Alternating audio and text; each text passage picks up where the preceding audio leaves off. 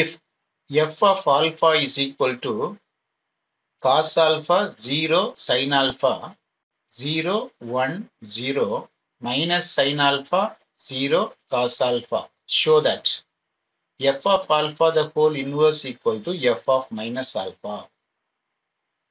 சரி, இதை வெரிஃபை பண்ணணும்.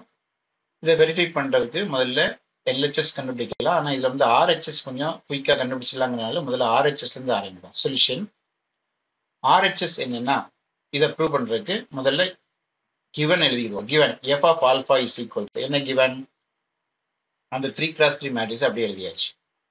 இப்போ நம்ம என்ன கண்டுபிடிக்க போறோம்னா f of minus alpha. Alpha இருக்கிறதுல மைனஸ் ஆல்பா போட போறோம். அப்போ cos of minus alpha 0 sin of minus alpha at the 0 1 0, இதுல ஆல்பா இல்ல, அதனால அப்படியே சப்ஸ்டிட் பண்ணிக்கலாம்.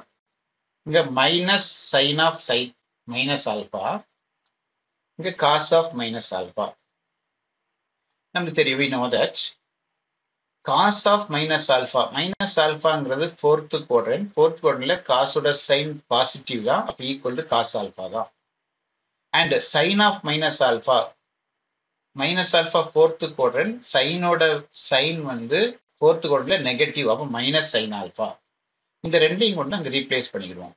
therefore f of minus alpha is equal to cos of minus alphaக்கு பிளஸ் cos alpha போட்டுக்கலாம், 0 அப்படி இருக்கட்டும். sin of minus alpha நமக்கு தெரியும், மைனஸ் sin alpha.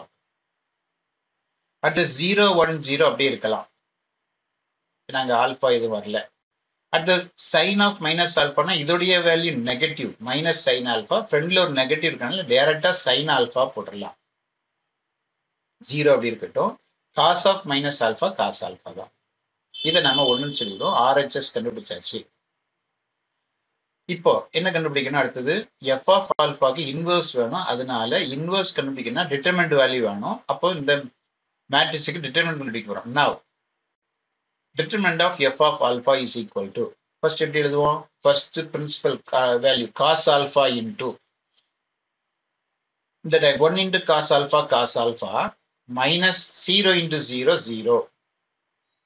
அடுத்த செகண்ட் டைம் 0 தான், அப்ப நம்ம அதை எழுதணும்னு அவசியம் இல்லை, இருந்தாலும் எழுதிடுவோம். மைனஸ் 0 into anything 0, அதனால 0னே இருக்கட்டும். அடுத்து தேர்ட் டைம் வந்து sin alpha plus sin alpha into, இப்போ principal 0 into 0 minus 1 into sin alpha minus sin alpha வருது, நம்ம பிளஸ் sin alpha போடணும். இப்போ இதை சிம்பிளை பண்ணிக்கலாம். cos alpha into cos alpha cos square alpha, மற்றெல்லாம் 0 தான். இங்க sin alpha into sin alpha sin square alpha. We know that cos square alpha plus sin square alpha is equal to 1. Is not equal to 0. Therefore, f of alpha is non-singular. Therefore, f of alpha has inverse. Inverse excess ஆகும். இப்போ inverse கண்டுபிடிக்கணும்னா determinant கண்டுபிடிச்சாச்சு. அடுத்து adjoint வேணும். Adjoint கண்டுபிடிக்கிறதுக்கு என்ன பண்ற பாருங்க.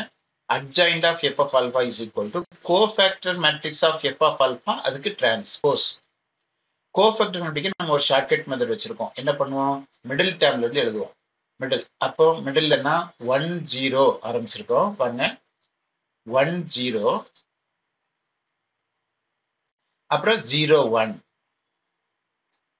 அப்புறம் third row 0 cos alpha minus sin alpha 0, அப்புறம் first row 0 sin alpha cos alpha 0, திரும்ப middle 1 0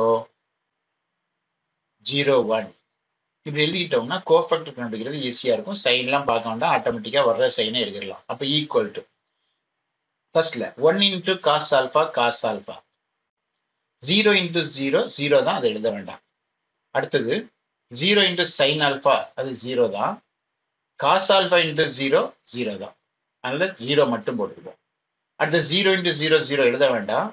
1 into sin alpha minus sin alpha வருது, நம்ம plus sin alpha போடணும்.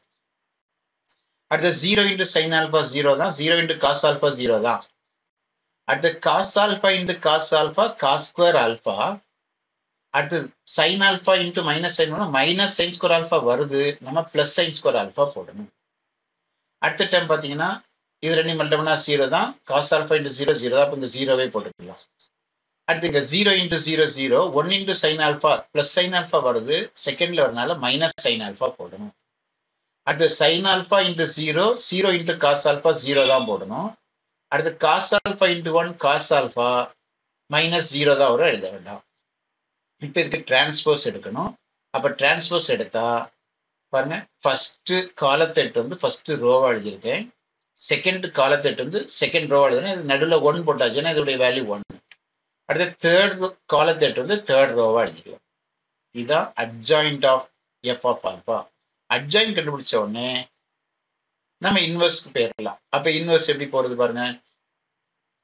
அப்ப inverse f of alpha whole inverse equal to, இதுக்கு formula 1 by determinant of f of alpha adjoint of f of alpha தான் formula. அப்ப equal to பாருங்க 1 by f of alpha உடைய value 1 தான். அப்ப 1 by 1 போட்டுக்கலாம். adjoint of f of alpha இங்க கண்டுபிடிச்சிருக்கோம், அதை எழுதிக்கலாம்.